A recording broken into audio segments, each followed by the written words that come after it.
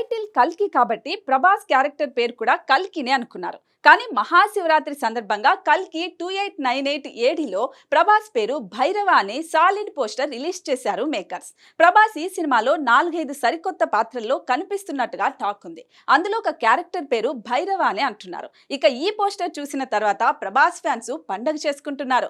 Prabhas Bhairava look లో యమ క్రేజీగా ఉన్నాడు. ఈ ఒక్క లుక్ చాలు సినిమా ఎలా ఉంటుందని చెప్పడానికి అని డార్లింగ్ ఫ్యాన్స్ కాలరెగరేస్తున్నారు.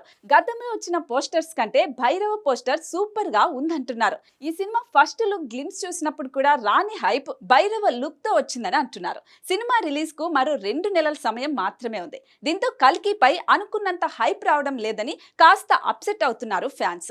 కానీ భైరవ వచ్చి ఒక్కసారిగా భారీ హైప్ క్రియేట్ చేసేసాడు.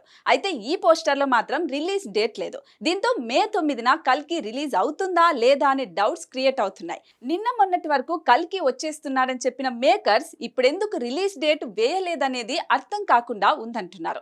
దీంతో ఈసారి కూడా వాయిదా తప్పదా అని అనుకుంటున్నారు. కానీ ఇక్కడ గమనించాల్సింది ఏంటంటే పోస్టర్ లో డేట్ వేయకున్నా క్యాప్షన్ లో మాత్రం మే 9న కల్కి వస్తున్నాడని చెప్పేశారు. కాబట్టి కల్కి మే 9న వచ్చే అవకాశాలు ఎక్కువగా కనిపిస్తున్నాయి.